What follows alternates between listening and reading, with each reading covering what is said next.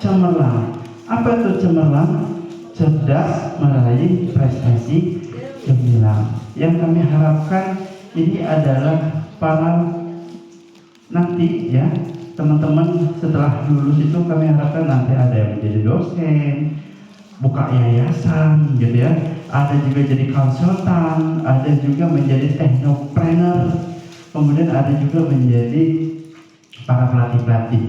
Yang kami harapkan teman-teman itu akan mendapatkan prestasi yang banyak nanti setelah lulus dari Universitas Pancasakti. Next, aplikasi sebenarnya universitas baru. Ya, untuk menjadi universitas itu kami baru tahun 2020. Nah, sebelumnya ada 3 perguruan tinggi yang bergabung.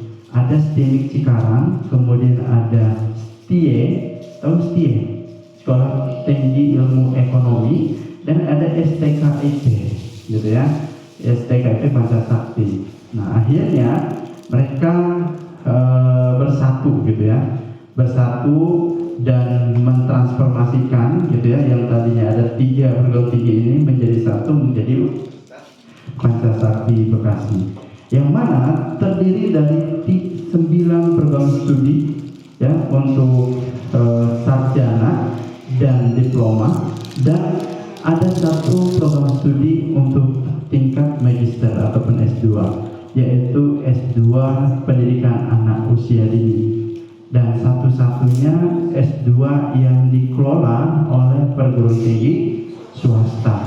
Jadi dimanapun ya PTS itu belum ada yang punya S2 yang nomenklaturnya pendidikan anak usia dini. Pak, ada Pak S2 di Pelita Harapan, itu dia baru konsentrasi. Nah, jadi ada juga mereka baru konsentrasi pendidikan anak usia dini, belum ada yang berdiri sendiri seperti itu. Nah, untuk tahun ini kami lagi berupaya menambah program studi ya untuk di Fakultas Pascasarjana ini. Ada 2 program studi yang akan kami tambahkan yang sedang kami ajukan, yaitu S2 Pendidikan Bahasa Inggris dan S2 Manajemen Pendidikan. Nah, jadi ini 2 program studi. Dan untuk pascasarjana yang lain, yaitu terkait dengan profesi, jadi kami sedang mengajukan untuk PPG, gitu ya, untuk program profesi, yang mana nanti kita doakan semoga PPG di Pancasakti itu bisa di-approve dan bisa buka mahasiswa PPG. Jadi nggak harus di negeri, gitu ya, di swasta juga bisa untuk PPG-nya. Next,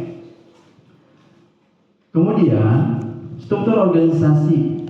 Nah, jadi kalau misalnya ditanyakan Bapak, ini S2 itu di bawah naungan siapa, gitu ya.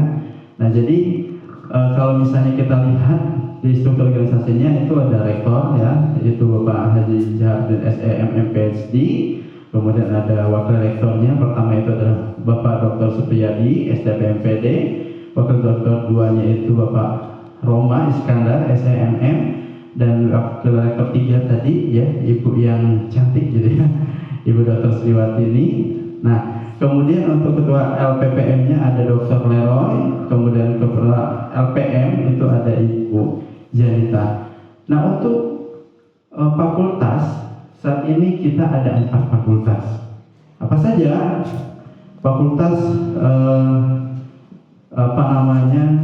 PIP ya, bukan PIP ya, tapi adanya Fakultas Ilmu Pendidikan ya. Kenapa jadi PIP pakai ini ya?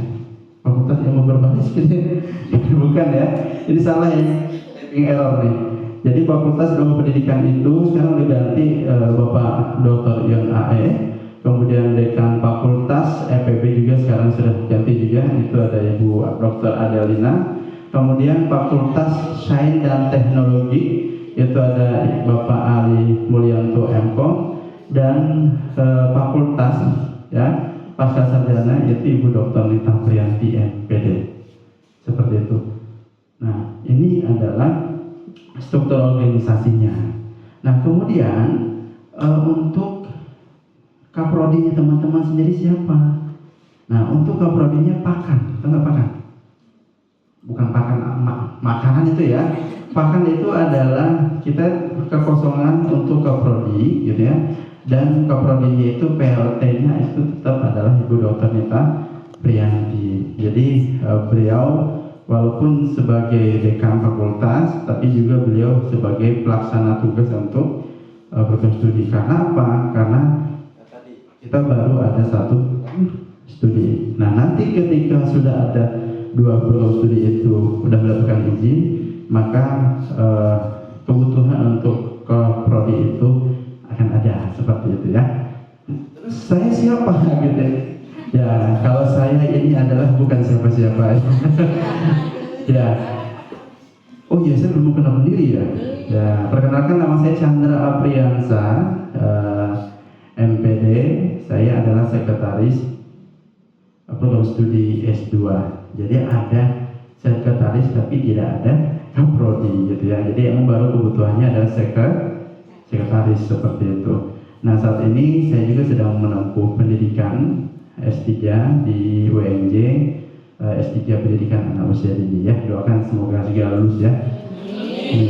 Ya kalau saya lulus berarti rambut saya makin botak kali ya. Oke, itu sedikit struktur organisasi dari LIPI ataupun dari yang lain ya.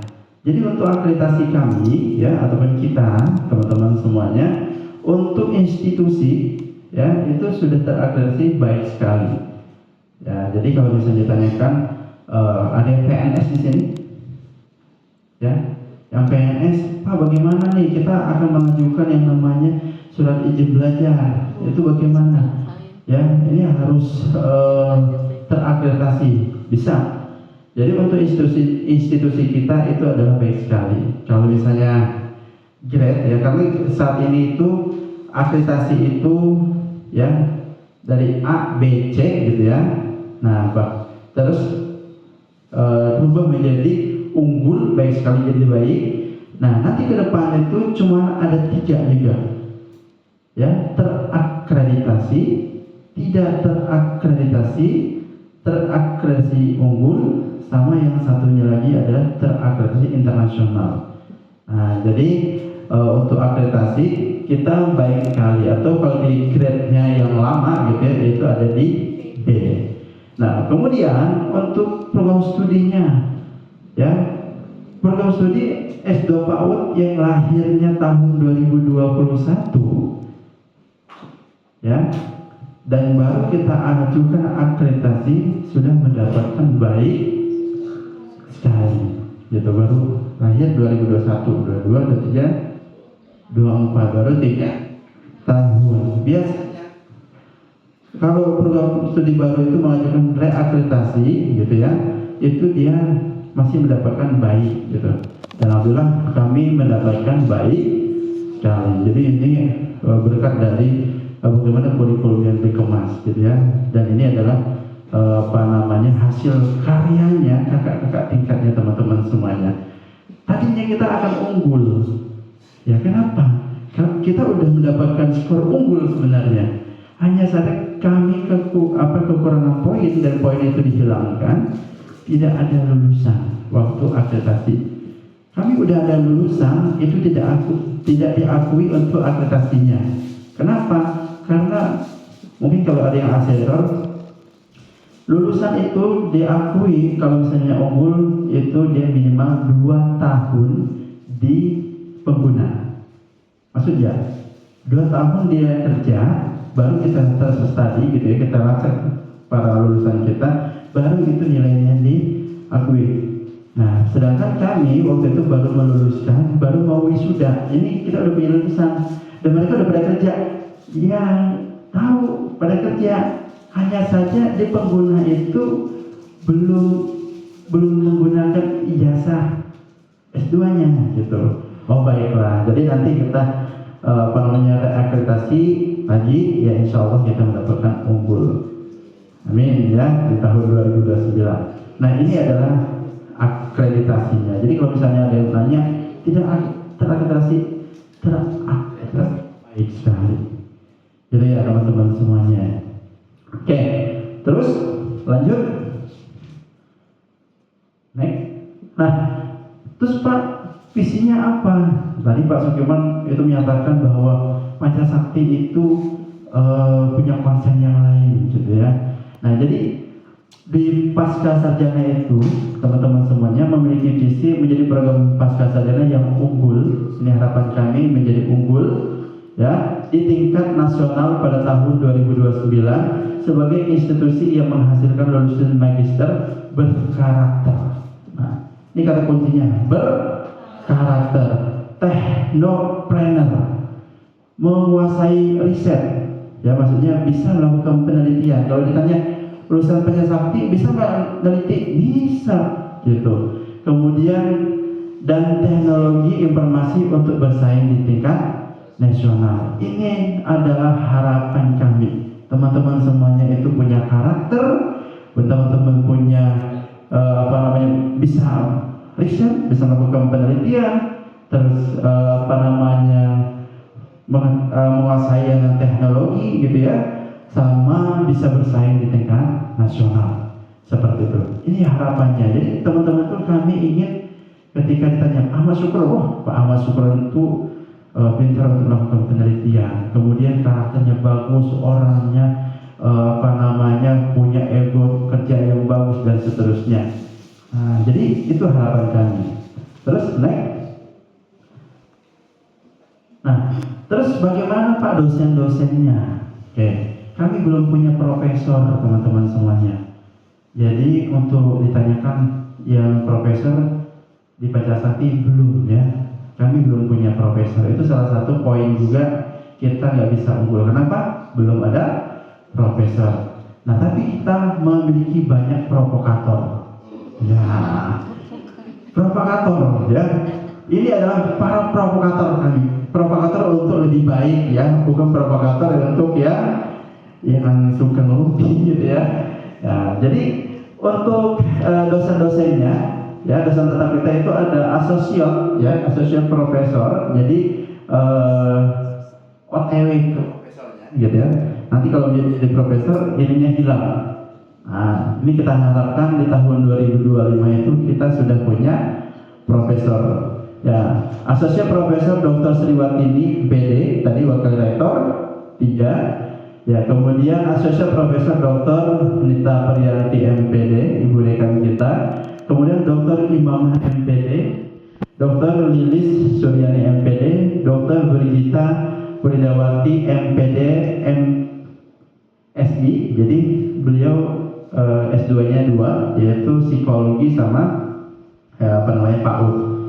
Dr. Hamid Patilima, Dr. Erna Budiarti, dokter. Jadi kita ada dosen juga selain dia PAUD gitu ya, tapi dia adalah seorang dokter ya. Debbie Susanti MGZ, Dr. Septiani Endang Yunitasari. Nah, kemungkinan ini tidak akan mengajar lagi karena beliau menjadi PNS di UNJ gitu ya. Jadi dosen kita dibaca ya sama UNJ gitu ya. Ya, jadi memastikan bahwa dosen-dosen Pancasakti itu bagus-bagus gitu teman-teman semuanya. Kemudian ada Dr. Ripo Panjiyuda MPD, Dr. Pujiarto MPD ya. Ini adalah kemungkinan tahun depan itu juga akan pindah home base di Unsika. Jadi beliau ini kerja di kementerian juga. Jadi dosen Pancasakti itu sebenarnya mengerikan. Kenapa dikatakan mengerikan? Karena ini adalah orang-orang sibuk. Ya, contoh Dr. Hamid Patilima. Ini adalah tahu yang ramah anak, ya kota layak anak dan seterusnya. Sebenarnya pencetusnya beliau. Nah, ini Dr. Hamid Patilima. Kemudian Pujiarto, ini adalah kerja di kementerian dan mengurusi PPG. Jadi beliau, nah hanya saja beliau menjadi dosen, beliau akan pindah. Ada Dokter Ajar, ya dia adalah staf ahli gitu ya di DKI Jakarta. Nah, Kemudian ada Dr. Sukiman. Nah, ini tadi beliau ini kan mantan direktur di Kemendikbud. Kemudian ini nih, ini Ibu Mungil ya, Dr. Imamah. Beliau adalah staf ahli juga ya di DPR. Nah, jadi sebenarnya dosen-dosen Pancasakti itu kayaknya ada yang hilang satu. Iya, Bu Dokter Irma Yuliantina ya. Kenapa tadi? Ya. Iya, jadi beliau adalah anggota BAN PDM gitu ya. Nah, kemudian next. Terus bagaimana Pak untuk perkuliahan kami? Teman-teman semuanya, untuk perkuliahan di Pancasakti kita sudah menerapkan Permendikti gitu ya, ataupun Permendikbud, ataupun peraturan Kementerian Pendidikan Kebudayaan Riset dan Teknologi nomor 53 tahun 2023 bahwa magister itu ya khusus untuk angkatan